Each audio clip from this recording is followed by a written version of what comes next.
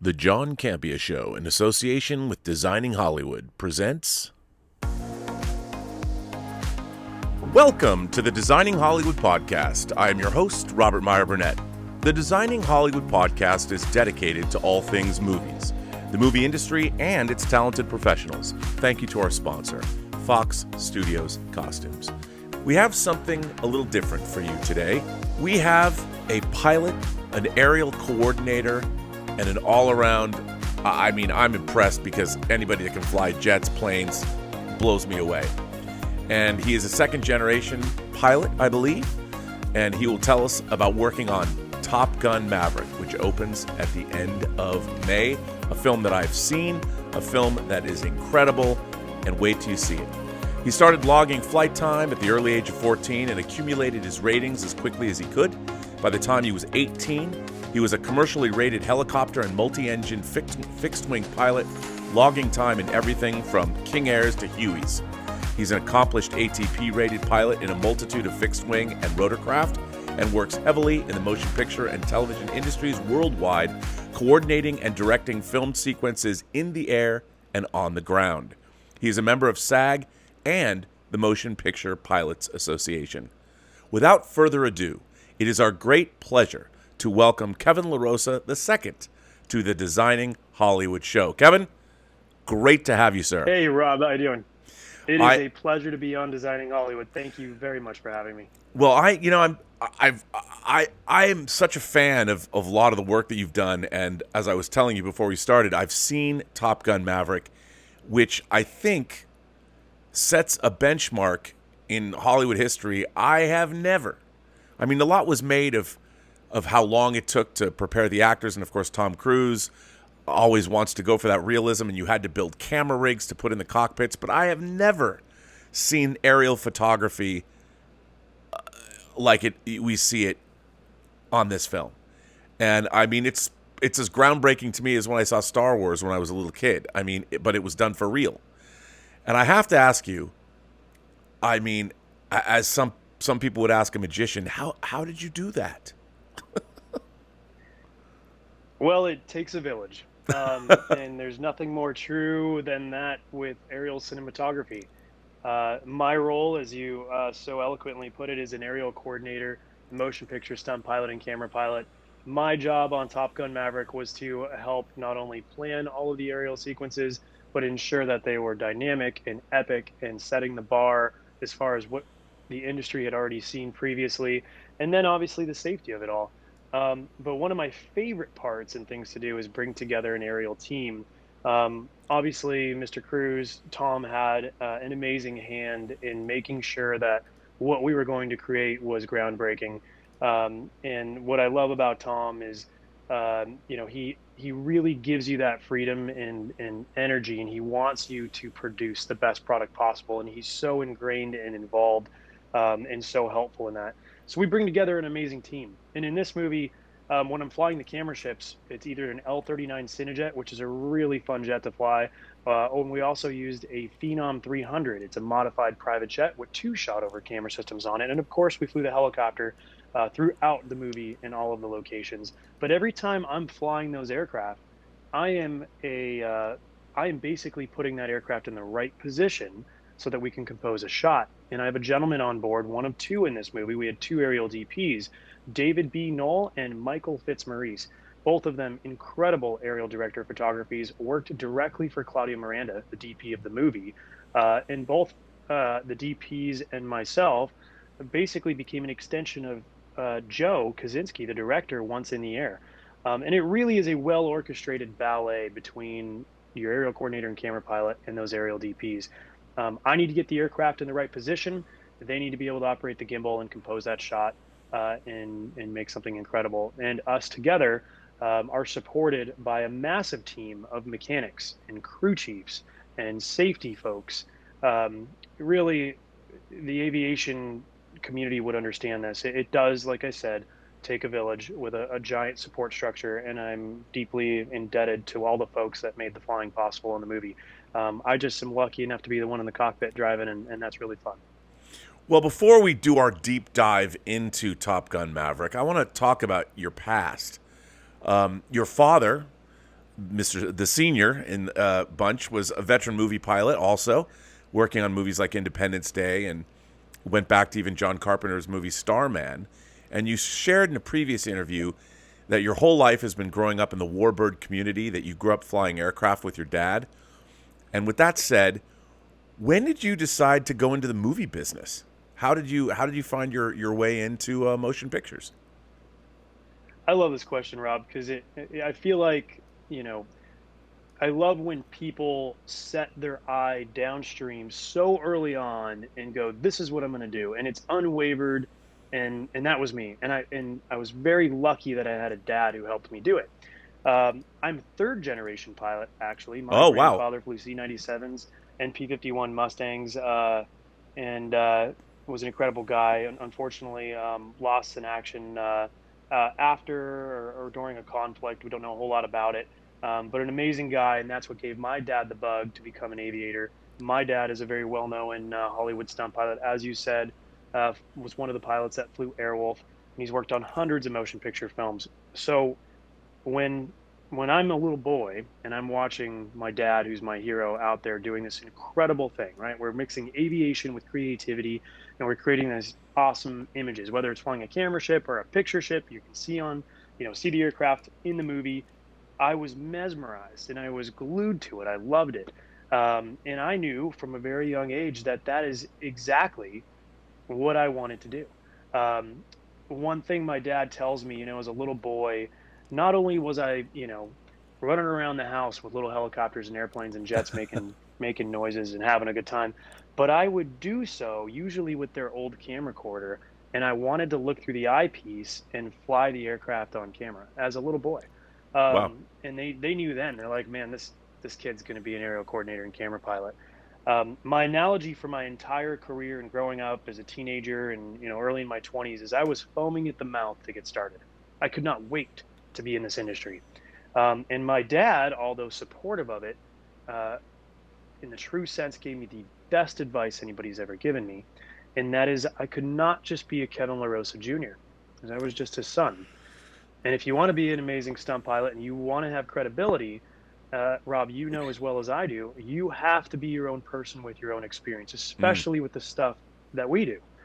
So he told me I had to leave the industry. And as a teenager, I'm driving fuel trucks and ferrying helicopters and airplanes around. And that's not what a young teenager who loves that industry wants to hear. But I took my dad's advice and I did many other jobs, amazing jobs. I flew news helicopters and traffic watch airplanes.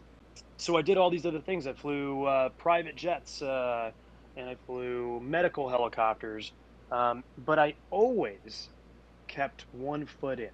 On my vacation days and on my off days, I was always flying with my dad or for my dad on movies. So I never left it completely.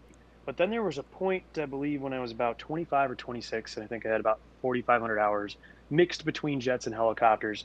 And I just knew that I was getting busy and I couldn't make both jet careers work. And I had to make a decision. And that's when I made the leap of faith. And I never looked back. It was a very profound, memorable moment. I know where I was when I made that decision. I think I have the experience that I need. I followed my dad's best advice, and now it's time for me to make this leap of faith and leave a very cushy full-time job and be an independent contractor for the studios with no guarantee of work. And I remember making that decision. I was actually on a movie in Atlanta. I believe I may have jumped up and down on the hotel room bed and yelled a little bit, mostly in fear and excitement. But that's the moment I remember, and from there I've never looked back, and it's just been a love story of mine to be in this industry. I love everything aviation. You mentioned warbirds. I was extremely fortunate to grow up with a father who was into warbirds. We had a T6 at one point, a T28. We owned a North American P-51 Mustang for about 7 years. You owned a I Mustang, the feel like as Cadillac of the sky? my, we sure did. We had a beautiful, completely polished Mustang. It had my grandfather's bureau number on it and stars and stripes. It was beautiful. And back then as a teenager, I'd fly in it all the time with my dad on the weekend, and I didn't have the appreciation nowadays, knowing what I was flying. I was flying in a piece of history, and as a teenager, that was the weekend car. It just seems crazy to me. But I have a love for that airplane. It's my favorite airplane. So that's It's my short story there. I remember seeing when I saw Spielberg's Empire of the Sun, which came out in '85, it has scenes with P-51s when they attack this Japanese airfield, and Christian Bale as a child, it's his favorite airplane as well, and he reaches up. I don't know if you've ever seen the movie, but Oh yeah. it's spectacular, and you got to live, like you said, the P-51. What a plane! I love that you brought that scene up. I hope it does the same thing to you, but whenever I see that, I get goosebumps. The slow-mo shot of the Mustang going by and the sound, there's just nothing Oh, better. it's amazing.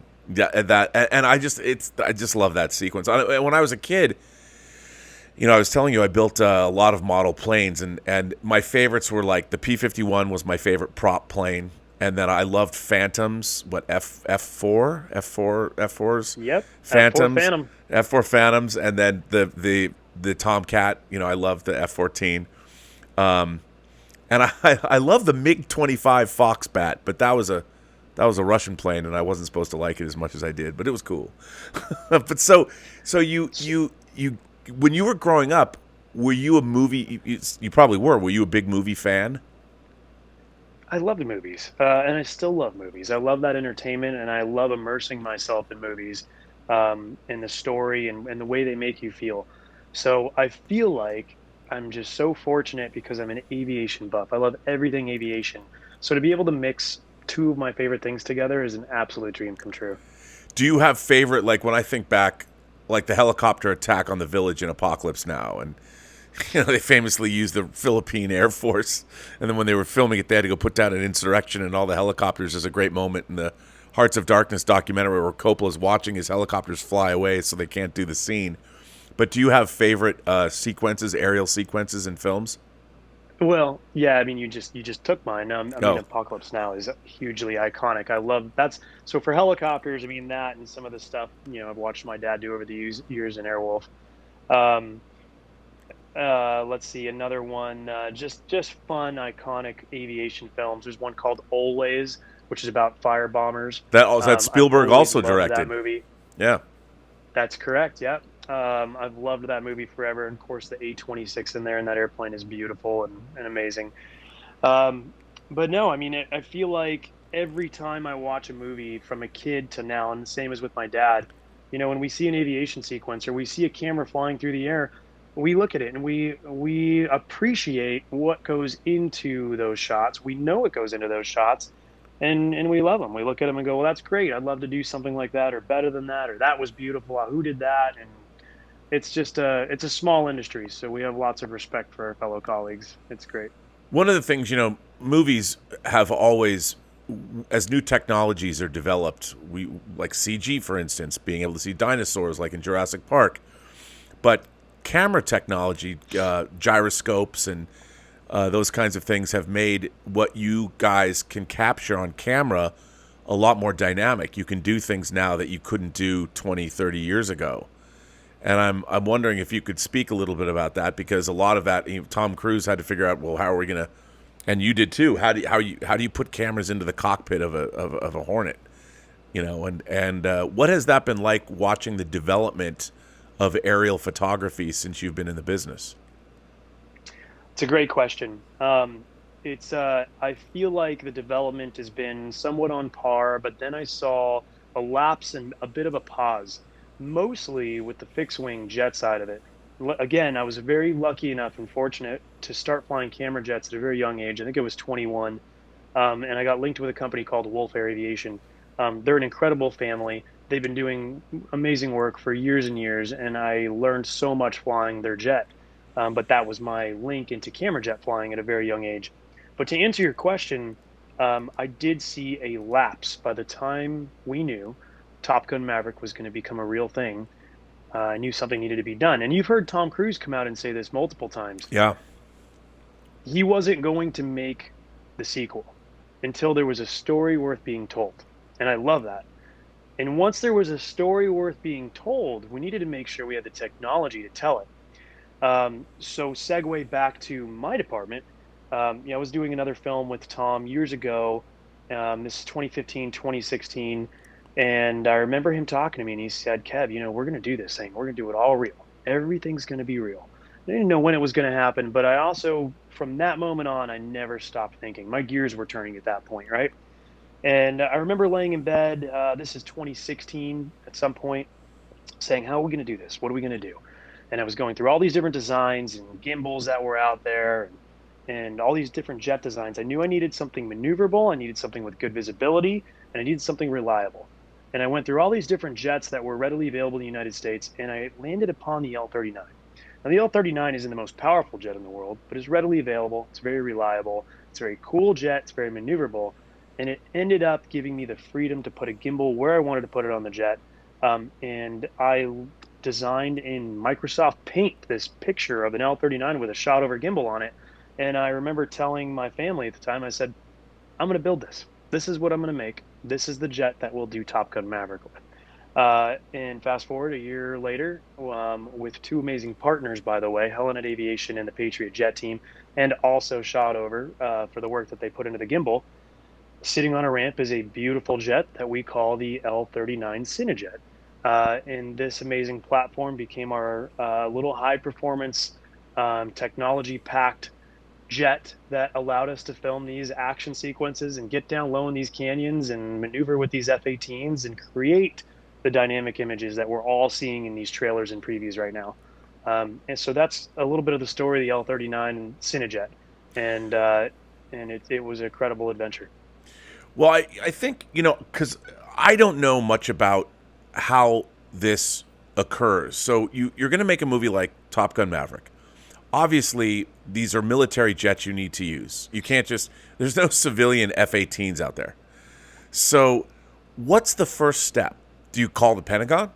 Like, what do you do? You've got the script. You know you're going to have, I believe that the Navy cooperated with the first Top Gun. And how do you begin? Absolutely. How do you begin? They both movies had DoD support. I mean, I can't speak exactly on the ins and outs of how Paramount and Jerry Bruckheimer and the studio initially reached out to the Navy. Sure. There's obviously a process for that, but I can tell you by the time I get the phone call, the Navy and the DoD is already well involved. Now, remember, the 1986 film was the single biggest recruiting effort for the United States Navy. Yep. So I'm guessing the Navy is pretty excited about a potential sequel, right? There's some benefits. There's a little bit of a symbiotic relationship here. Oh, I'm so a middle-aged I'm a middle-aged man, and when I saw Top Gun Maverick, the first thing I wanted to do was join up. I'm like, put me in, coach. I was going to tell you, the only thing that almost stole me out of my unwavered plan was Top Gun. I almost had to leave my plan as a little kid and become an F-14 pilot because of the movie.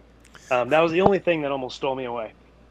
But by the time a guy like me gets a call, they're already ingrained, right? And they're saying, Kev, we want you to do the jet work on Top Gun. From there, my role kind of progressed and grew on the movie.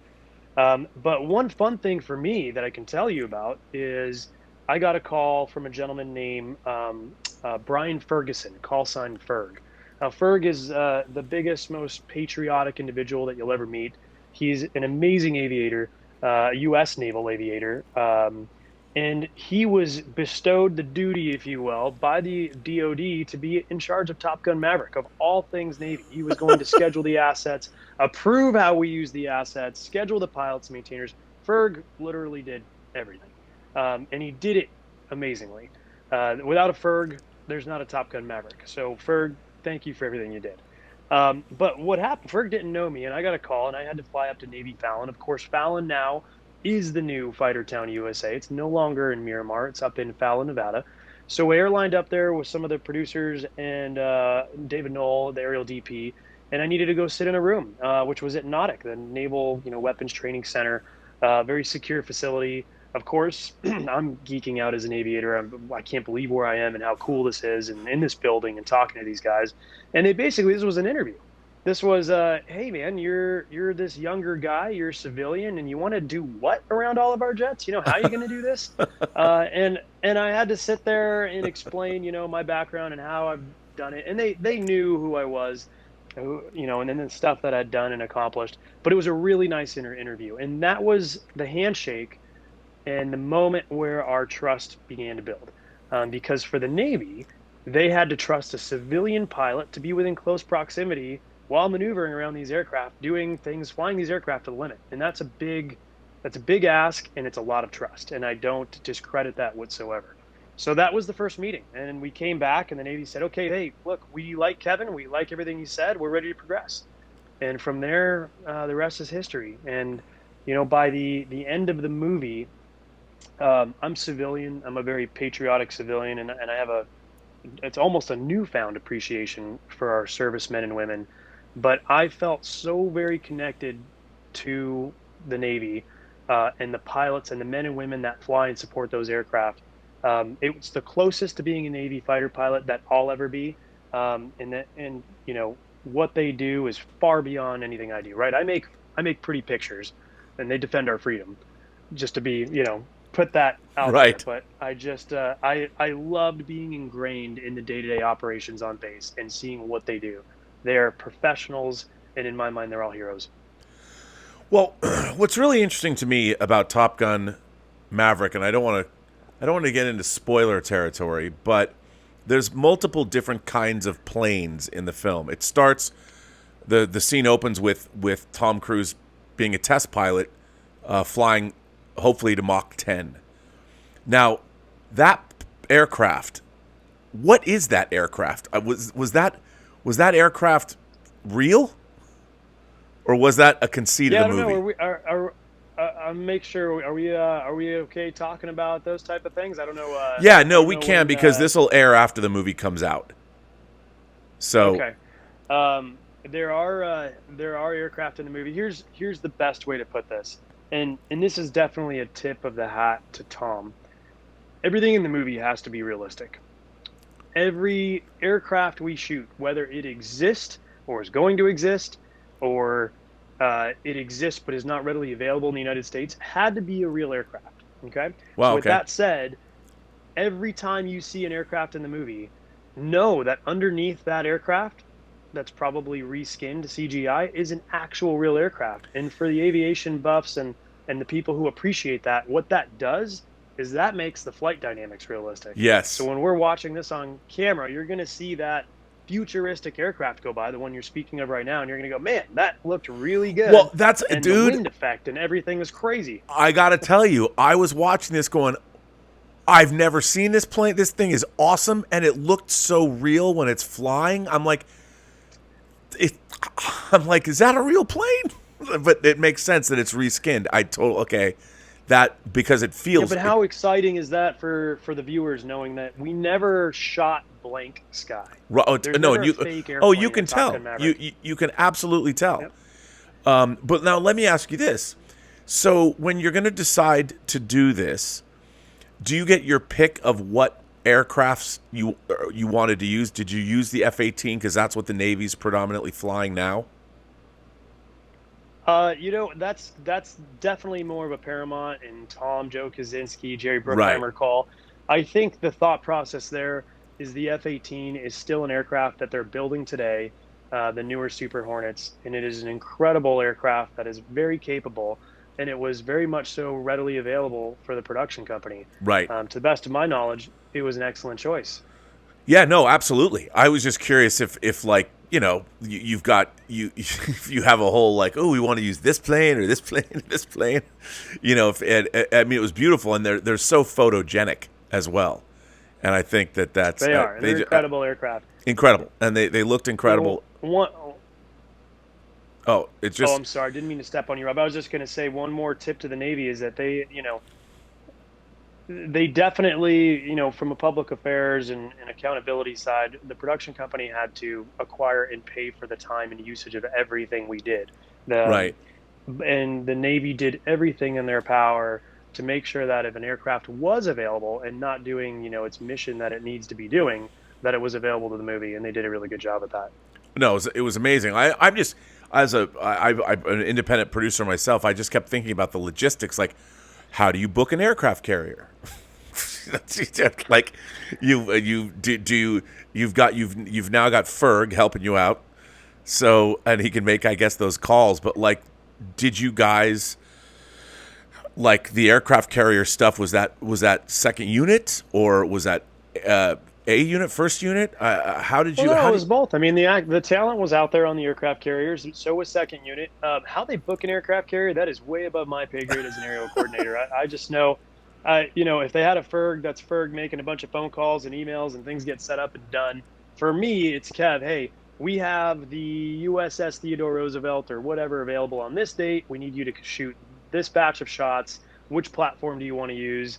I work with my aerial DPs and we go, okay, hey, we want to use the Phenom 300 for that because we're going to be 275 miles offshore and I don't want to be out there in an L-39 with one engine. And Right. um, we just choose the right platform and we go out there and get it done. And that was, man, let me tell you, that was pretty special. I think I heard rumors that I am or one of the only civilians that got approved to shoot approaches uh, to a carrier.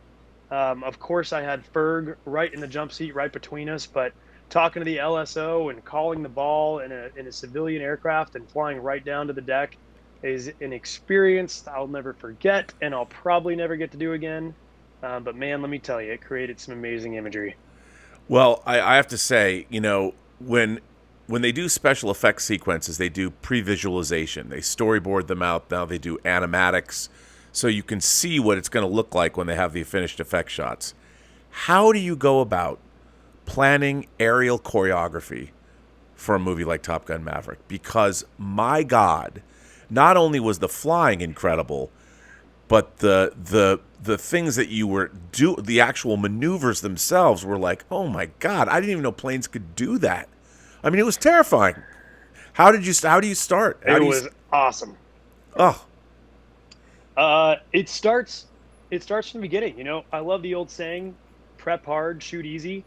Um, Joe Kaczynski and Tom were very adamant that we needed to build an aerial menu book, if you will, of the most exciting, exhilarating angles and moves that these F-18s and the camera platforms that I'm flying were capable of doing.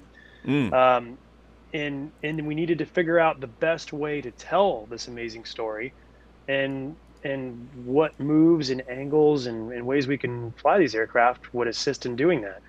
It really, I mean, Joe came out the other day. I don't know if you remember, and said that they shot something like 800 hours of yep. aerial footage, and that is 100% true. It felt like more than that to me, to be honest. But we took like the 1% of that 800 hours, the perfection, the perfect shots to make this movie. We There was just a massive effort put in to that. Everything we did not only needed to be this build up throughout the movie, so it just keeps people on the edge of their seats, which it still does to me when I watch it, but everything needed to be perfect. The lighting needed to be perfect. The background needed to be perfect. Where are we going to go in the country to find the most dynamic, crazy background? The aircraft needed to be perfect. The loadouts, the weaponry, the helmets, the flight suits, you name it. Not to mention the cameras and the lenses, like the best quality there was that we can fly. That's the cool thing about Top Gun Maverick to me is everything needed to be perfect. And that stress, that stressor to hit those marks is what we see on the film. It's why the trailers look so incredible, and it's why the movie's getting such good reviews. Aside from the fact that the acting and the performance that the talent gave is phenomenal. So that's what's cool. I mean, this movie has an amazing story, and it's being portrayed amazingly by the cast. And then we throw in there the best aerials that anybody's ever seen before. It's a masterpiece. Yeah, I mean, I was seeing Doctor Strange the other day in IMAX, and before the movie, they showed a chunk of Top Gun, like it was like 5 minutes, 5 or 6 minutes of that extended training sequence with the push-ups, and in IMAX, and it's just jaw-dropping. I mean, on that gigantic screen, and I just was sitting there thinking, my God, how the planning that went into this and the choreography and like did you ever do you talk to pilots? Did they come up with things like, hey, what I've always wanted to do? Was there any Oh was my there God, yeah. Yeah, I mean, and that's, I got to say it again from the very beginning. That's one of the beautiful things about Tom is that he involves everybody in their creativity. He kind of forces you to be the best you can be, and that's the people he surrounds himself with. So to your point, even the naval aviators on the film, we'd be talking about an aerial sequence, and when somebody would raise their hand and go, in the F-18, if we do this left, right, center, whatever with the pedal, the thing does this, spits a bunch of vapor out and turns around, and We go, yes, that's amazing. What's that called? Can we do that? How do we show that? So, uh, creativity, as you know, in the motion picture business is huge, and you never know everything. Even in aviation, that's my philosophy. We're always learning, right? You're never done learning, and you never know the people around you and what they could potentially offer to the final product. And I think we engaged our entire team, including the naval aviators, uh, to be able to give us ideas and tweaks and everything that made the final product what it is. No, it was just spectacular. And what I loved also about the movie was the men on the mission aspect of it. I've always loved when you bring a team together, the team has to gel, and they have to learn how they work together. And there's all the swagger and the bravado, and I loved all of the secondary characters that Maverick had to essentially lead into battle, and those training sequences like you were talking about when you're flying through those canyons low, and it's just jaw dropping. How do you, obviously safety is a big concern for you as well. How do you begin to control something like that? How can you can control safety when you've got planes flying at speed so close to the ground or in and around? I would be petrified if I were you at every moment. How do you cope, No, and how do you I make sure it's safe? well, that's my job as an aerial coordinator, and as the aerial coordinator, it wasn't just me alone. I had the Navy version of their aerial coordinators. I had Ferg and another gentleman, Chris Papiano. Pops was highly involved, but the way we work is we think of the craziest thing we can do, right? What is the craziest thing we can show and entertain the audience with? And then how do we get there? How do we either de-risk it to the extent possible where it can still be done safely? Um, we always say to ourselves, if there's doubt, there's no doubt. So if there's any doubt that something could go wrong, we don't do it. But what we love doing is we will train an aerial stunt, either with the Navy or civilian assets, to perfection. And we like excellence in repetition, right? So when we're hitting our marks and we're going through those canyons and those F-18s are doing that, that's excellence in repetition. They went through there hundreds of times. We never just mobbed through there out of the first take.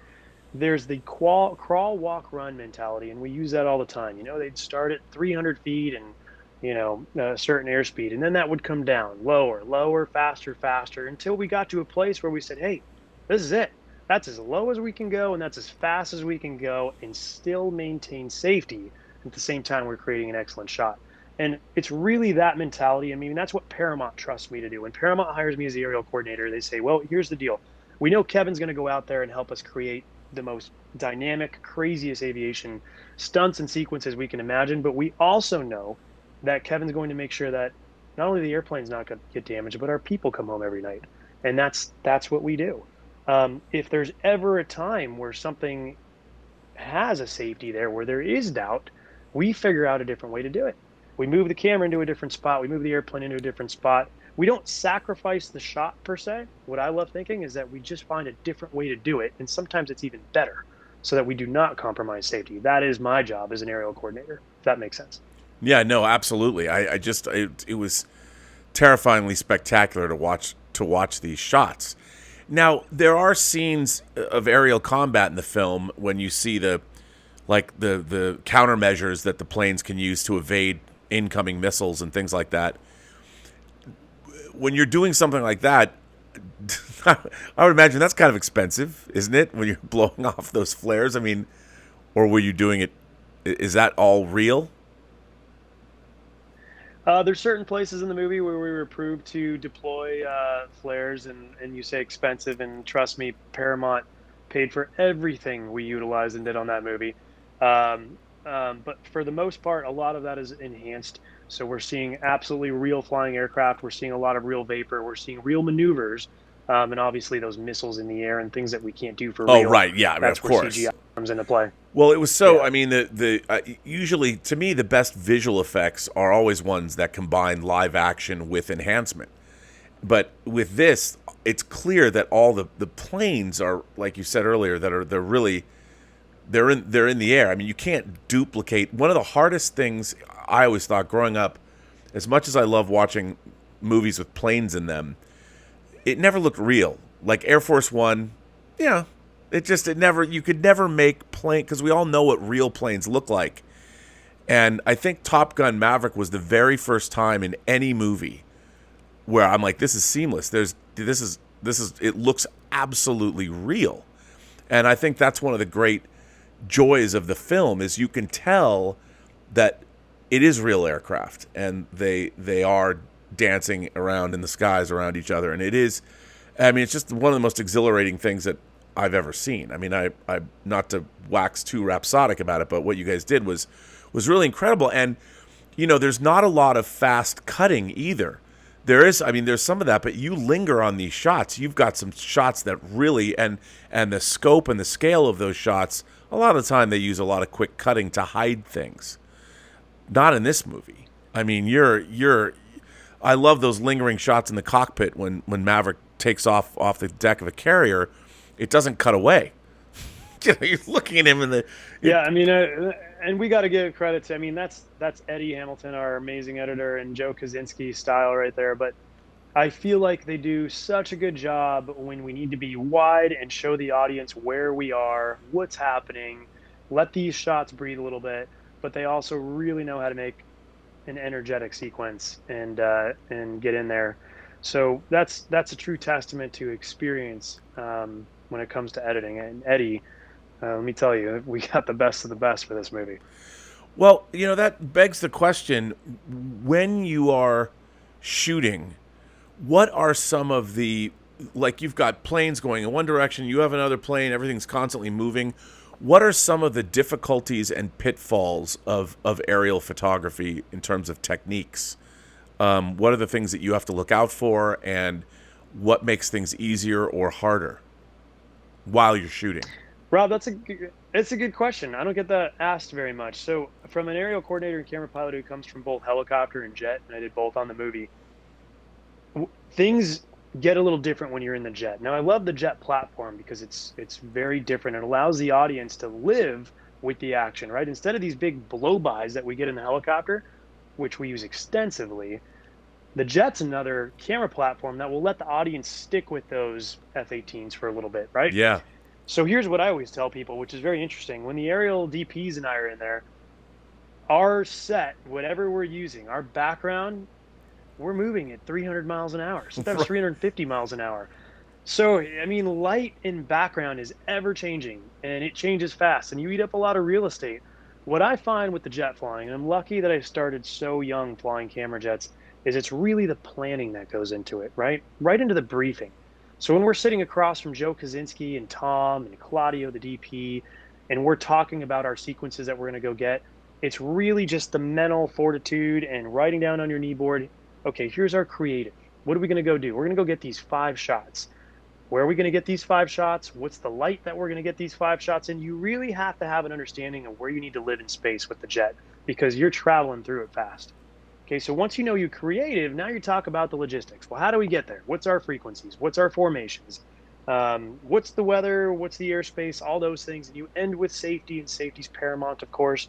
And then we go do it. And when you're out there, my job is not only to fly my jet, which needs to just be an extension of my body. My main job is keeping this gaggle of aircraft, if you will, right in the right area. So, and I'm saying, hey, that's great. Okay, guys, left turn 270. We're going to go on a base leg here. We're going to backtrack. And then on the downwind, I'm giving them notes. Hey, next time we do that, I need you to look back over your left shoulder. I need the control surfaces to swing heavier. I need a bigger pull. So on the downwind, we're going through all these notes. We turn back in, we find our hero terrain again, and you get the 3, 2, 1 action, and we're in to our shot. So you cover a lot of terrain. It's timely. It takes a lot of time. It takes a lot of fuel and energy. Typically, by the time you land in the jets, you get out and you're sweaty and you're tired. You got a huge smile on your face because typically we just came back with really cool stuff, and we go into a debrief and we talk about what worked and what didn't work. But I love that you asked that because the jet platform is very interesting in that you're traveling and using up so much terrain so fast, whereas the helicopter will strategically, put the helicopter in and amongst the terrain. I love, and so does, Mike Fitzmaurice and David Knoll, the DPs. It's really fun to sell speed. It's very easy to make an aerial shot look slow, floaty, and boring. And that's exactly what we did not want to do for this movie. So in order to sell speed, you got to get things in between your shot. You need reference. You need trees, cruising by and Right. rocks. And, these guys are going 500 knots, 500 miles an hour. How do we show the audience that they're ripping through there that fast? And it becomes a bit of an aerial ballet for the camera shift, making sure that we're not only putting foreground in there, but sometimes I'm countering their move. And then obviously the close proximity is always helping when we do those big flash bys. So I hope I answered your question there. I know it was a little bit long-winded, but I think it was a really valid, good question. I don't No, get asked much. not at all. Well, now let me. Are they called sorties? Like when you go up to shoot, what is the name of Yeah, them?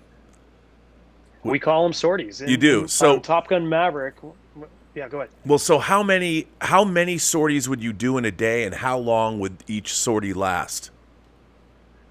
Great question. Depends on the camera platform, but typically we would never do more than 2 a day, and that's a fatigue thing. Right. They really just take a lot out of you mentally and physically, and we never wanted to push any of our pilots, camera pilots or picture ship pilots, over a 2 sortie day. In a 2 sortie day, that is a big day. There's a lot that needs to happen for the talent. There's makeup and hair and wardrobe. There's the PR shop where they're getting, dressed in their parachute and all their rigs and helmets. There's at least 2 hours of briefing, creative, logistic, and safety briefing prior to going flying. And then there's an hour debrief and time to shovel lunch down in the middle of the day. And then you start over and you do it all over again. And then we need to make sure at the end of the day, we're trying to get our people a good, rest so that they're charged and ready for the next morning. So the days are very long on a 2 sortie day. And we do call them sorties. I'm glad you asked that. A little fun fact for everybody listening and watching, our amazing cast, it was, if you think about it, they're really in these F-18s. They're really out there doing these maneuvers.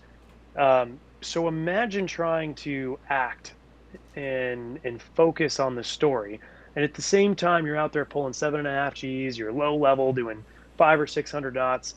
That's mind-boggling to me. I mean, I couldn't do that if I wanted to. That's pretty incredible. So what we would do is we'd lay out these need boards, we'd brief, and we would talk about the creative sequences, and we'd say, okay, we're going to go get phase 1 right now, and phase 1 is this story point, and then we're going to go to phase 2 and phase 3 and phase 4, and we'd fill a need board up with this creative that we would go out, and those would be our sorties, and it would keep us all on the same page. So where a knee board typically for naval aviators is probably mostly tactical stuff and training stuff, and a knee board for civilian pilots is full of routing and frequencies.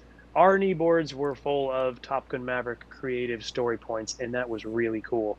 And then we would go out and we'd go get them.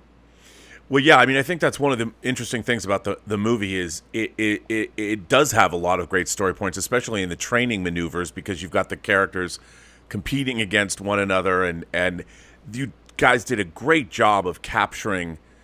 That's another thing I thought was pretty marvelous. Seeing these actors, you're like, they're not on a green screen. They're in that aircraft, and you could tell, and it was just I was astonished by this movie. Not just the flying. I mean, the movie's actually, I cried in this movie unexpectedly. I'm not gonna lie, I like being tough and all, but the second time I've seen it, it's the second time that something's got in my eye in the theater. I don't know how that keeps Yep, happening. I don't know.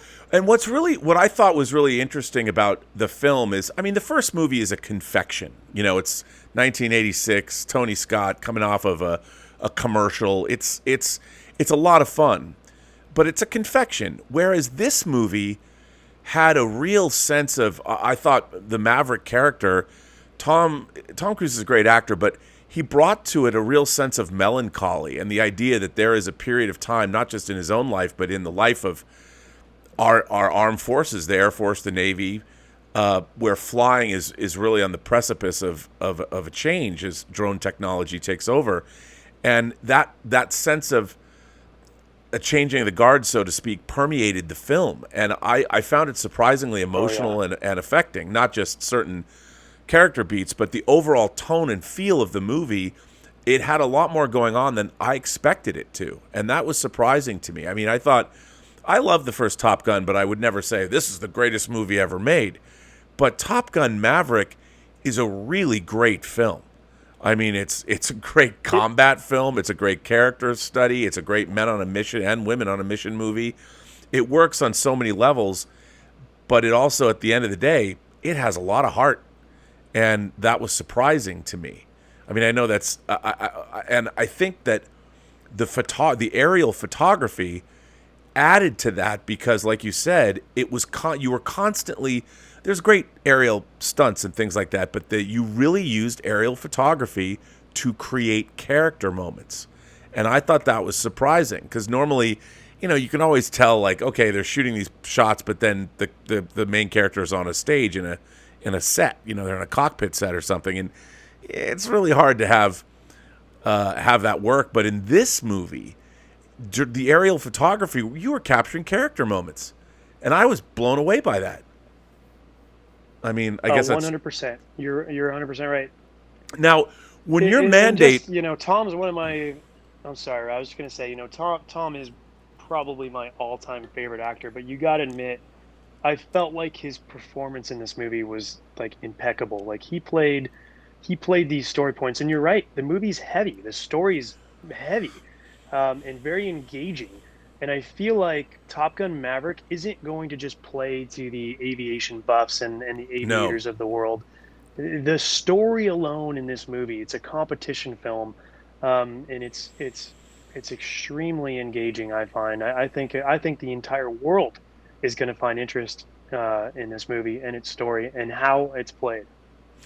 No, I mean, absolutely. But I was curious, like, when you're talking about these story points that you have to hit, I mean, it's one thing you're going up and getting story points, but you guys got performance too. Like, was Joseph Kosinski going up with you guys, and did he ever direct these things during these sorties to get those character moments, or was that all left up to your aerial unit?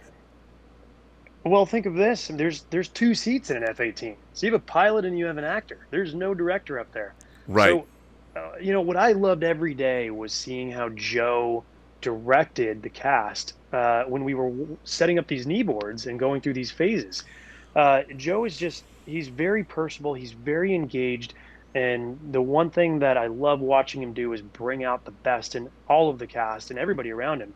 And it was a beautiful thing to sit there in the debriefs and watch all of the footage when they would come back, and they would, like, we need your brow furred a little bit more. We need a little bit more intensity here. We need this. I Wow. mean, Okay. every internal cockpit piece of footage is a story point. Right. There's no, we're not doing this on the ground. Our actors are up in the air. Yeah. So watching Joe direct and prep those actors to go up in the airplane and hit these story points was awesome. And they did such a good job. And Tom was so hands on with this. Tom was there as well, teaching them about sound checks. I mean, the actors were doing so much more than I feel like they normally do, right? They were in charge of their makeup up there. They had little mirrors tucked in their flight suits. Before the cameras would roll, they would be checking their makeup, and then they'd put that mirror away, and then they would do sound checks on their, there's nobody up there with them. And then here's the cool thing. I love this part too. The actors were having to tell the Navy pilots where to go, and they did it so good. They'd say, "Guys, listen, for this sequence, I need the sun." Claudio, Miranda, and Joe said, "I need the sun at my 4 o'clock, and I need to be in a 6G turn." Our cast members were doing that. So think of the control and freedom that the cast members had based on the direction and training that Joe Kosinski and Tom had given them. That's what's incredible about this, is that so much effort went into the briefings so that the time the actors are up there in the air, they're out there capturing these story points. And that's what we see on camera.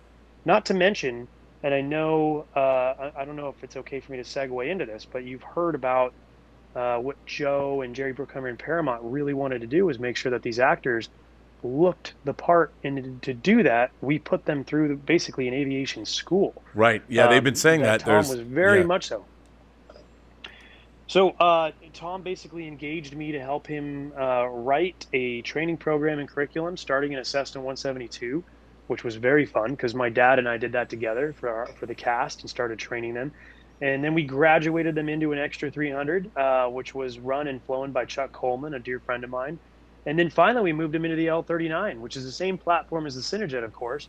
And we utilized Randy Howell's Patriot jet team and their pilots up there, and our actors got to fly in jets and maneuver and pull Gs. So by the time they got to the F-18, they were pros, and they were amazing. I mean, we had to get them their G tolerance and get their spatial disorientation checked to a point where they get in the back of those F-18s and focus on the very story points that you and I are talking about right now, and not focus on, oh my God, I can't believe we're going 500 knots and we're this low. They looked like aviators. And I remember the fun thing for us when we were debriefing every time and watching dailies in the footage, I would be fooled that they were not flying the aircraft. You would look at their eye lines of where they're looking when they're maneuvering, our cast, and their switchology of where they were putting their hands. And as an aviator, and even the naval aviators in the room, we'd go, man, it looks like you're driving, looks like you're flying, it looks incredible, and that's really cool. Yeah, I mean, it really comes through. Um, were there any crazy stories or things that happened out of the ordinary that you can talk about, or just things that you might have pulled off, or trying to do something that maybe you pushed things a little far because it was cool to do so, and you got away with doing something that you weren't supposed to do? No, I gotta say, never once on Top Gun Maverick, with the hundreds of hours that we flew in the Navy and civilian assets, did we ever come back and go, we shouldn't have done that. And that's a testament to our planning, our safety, and our creativity. I think we really hit the mark there. But here's what I will tell you. And as an aerial coordinator, you have to understand how to work with moments of opportunity. I feel like this exists with anything in the camera department, right? And what I'm talking about here is lighting, and background. So you brief to the nth degree what you're going to go do.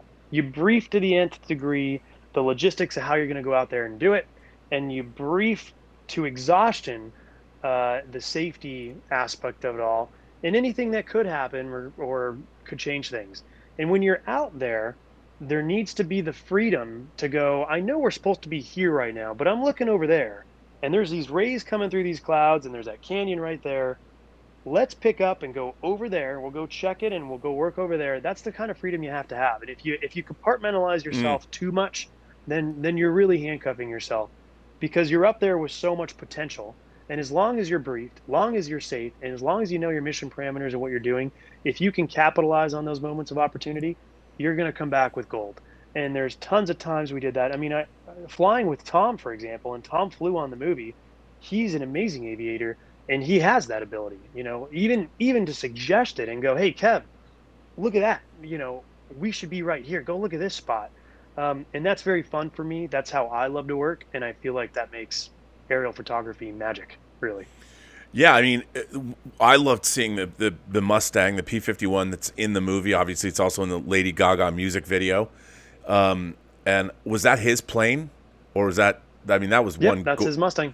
That is one gorgeous aircraft. I mean, Sure is. man, and I just love seeing it. Seeing it flying in the movie. It was fantastic. But so, do you have? I don't know. Is there a guiding philosophy behind aerial photography in terms of what makes great aerial photography great, and what are you looking for? I guess it's kind of an esoteric question, but are there tricks of the trade, I guess, ways to shoot It's things? it's a great question, and Top Gun Maverick nailed it. So here is the Kevin LaRosa aerial special sauce, if you will. Okay. You have to mix the the platforms to tell the story, and you have to choose the right platforms to tell the story. So on Top Gun Maverick, we used camera mounts, internal and external. So now the audience is riding on the F-18s, and you keep hearing the word, but there's no better word. That's visceral. When you're riding on those things and the control surfaces are moving, the airframe is shuddering. There's nothing more real than that. You're Nope. strapped to the F-18. There's the internal cameras. Now we're getting our actors' faces, the distortion. You can't act that. You know what I mean? And all those story points of inside the F-18. Ground photography. You need to strategically place ground cameras on long lenses and wide lenses and get those massive blow-bys to get all that energy. Helicopter. That's a dissimilar platform. How does a helicopter fly in formation with an F-18? It absolutely doesn't. It creates the sense of speed. It's a dynamic platform where we get in the mix of the trees and the rocks and the snow, and we send those F-18s by us with afterburners and low to the ground, and that creates those huge wow moments when those things blow by camera. And then finally, jet to jet. And those jet platforms like the L-39 Cinejet and the Phenom camera jet, that lets us live with the platform, or it allows us to be in a massive formation and be a little wider and show the audience, where are we in the world? Where is everybody? And they get a little bit of the lay of the land and they can understand what's happening. You mix all of those things together and you get Top Gun Maverick. So that costs a lot of money. That takes a lot of people. It takes the village that I was telling you about, but man, does it make a good aerial storytelling platform.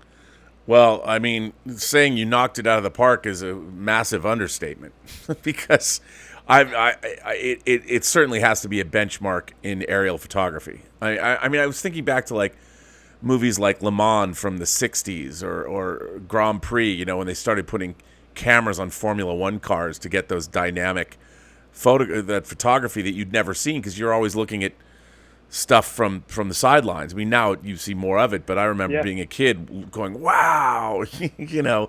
And this reminded me of that. Like my jaw was open a lot of this movie.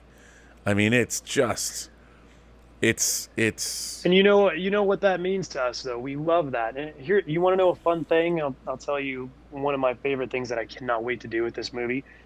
I can't wait to go to the movie theater by myself and sit in the theater with a bunch of strangers, and just immerse myself in the audience experience. There is nothing better for me than watching people enjoy and, laugh and cry at what we did. It was a year of blood, sweat, and tears by hundreds and hundreds of people in this movie. And there's nothing cooler for me than watching the general public be entertained by it. And I know I speak on behalf of everybody that I got to work on in the movie, especially people that played a much bigger role than I did. That's the best part of this.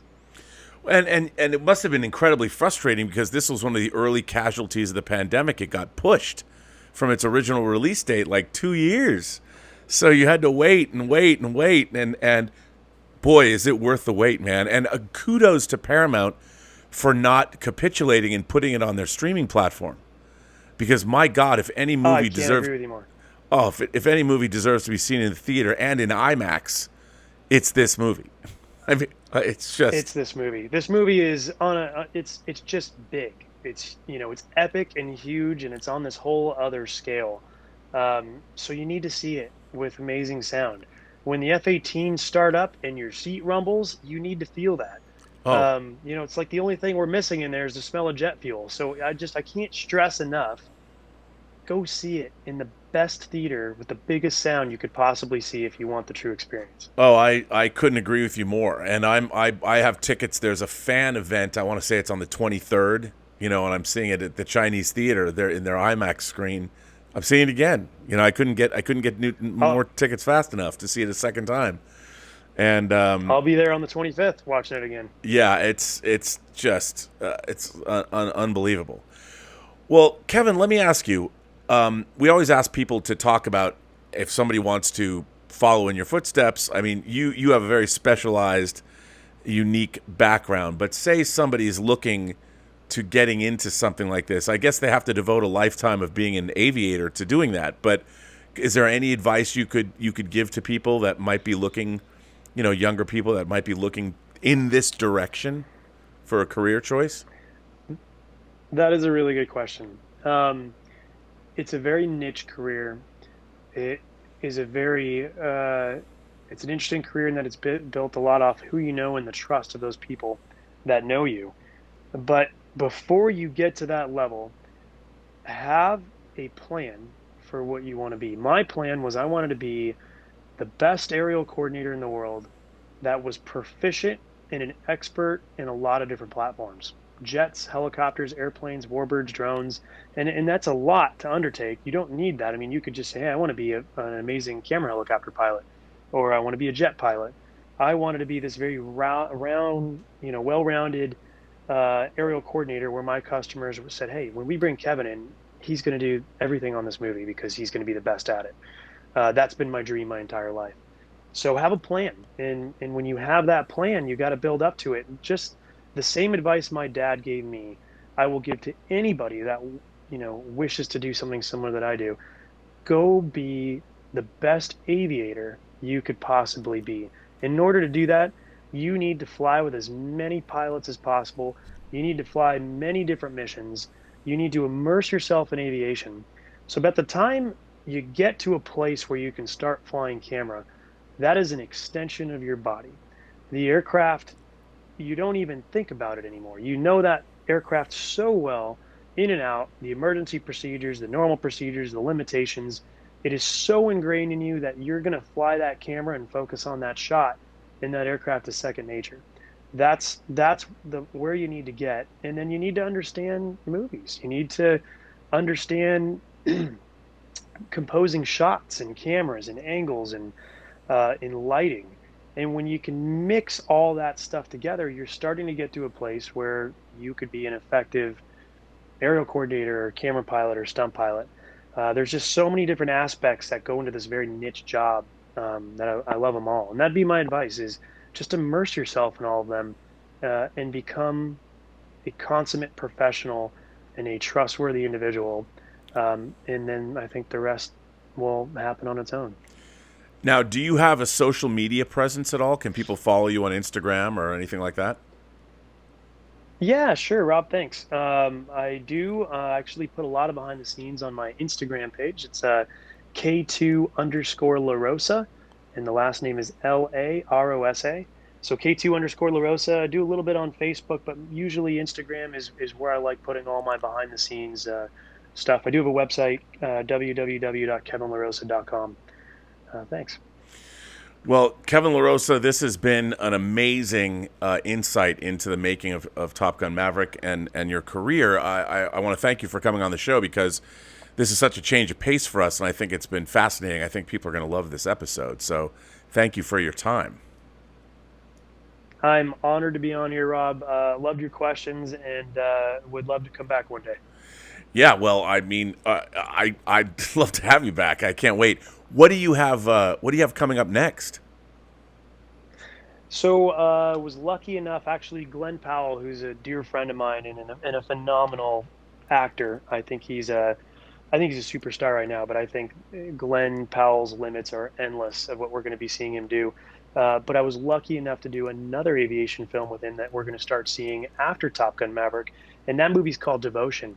It's another Navy movie, but what's really special about this movie is it is a true story about some true heroic naval aviators, and I think people are going to get a very different sense. This is a story that many people don't know about. There's a book written by my friend Adam Makos who tells the story beautifully, and this is going to be a Sony Black Label Media movie, and they did an amazing job. And they basically said, "Hey, we want the Top Gun team that made Top Gun so special do all of our aerials. So the world should expect more practical, real flying and real stunts in this next movie," which would be awesome. And I should say that Glenn Powell plays Hangman in Top Gun Maverick, and he is fantastic in the movie. I guess you could call him. He is amazing. You could call him an antagonist, I guess, and he is great. Mm-hmm. He has the perfect look, the perfect swagger, the perfect self-satisfied grin. He was great in the movie. I was a big fan of his. I can't think of anybody better to play that part. Oh, well, Kevin LaRosa. I guess Kevin LaRosa II. Is that correct? That's correct. All right. Well, thank you for being on the Designing Hollywood podcast. Thank you to our sponsor, Fox Studios Costumes. With an extensive array of costumes and textiles from all eras, the Fox On-Lot Warehouse provides customers an opportunity to turn their ideas into works of art. A special thanks to our producer and founder, Martika Ibarra, and of course, our co-founder, legendary costume designer, Marilyn Vance, and our new partner, John Campea, of the John Campea YouTube channel. Thank you to all of our viewers for tuning in, and be sure to subscribe to our YouTube channel and hit that notification button. And you can find the Designing Hollywood podcast wherever you get your podcasts, also on iTunes. Follow me, Robert Meyer Burnett, on Instagram, on Twitter at BurnettRM, or find me on my own YouTube channel, The Burnett Work. Thanks for watching. We very much appreciate it.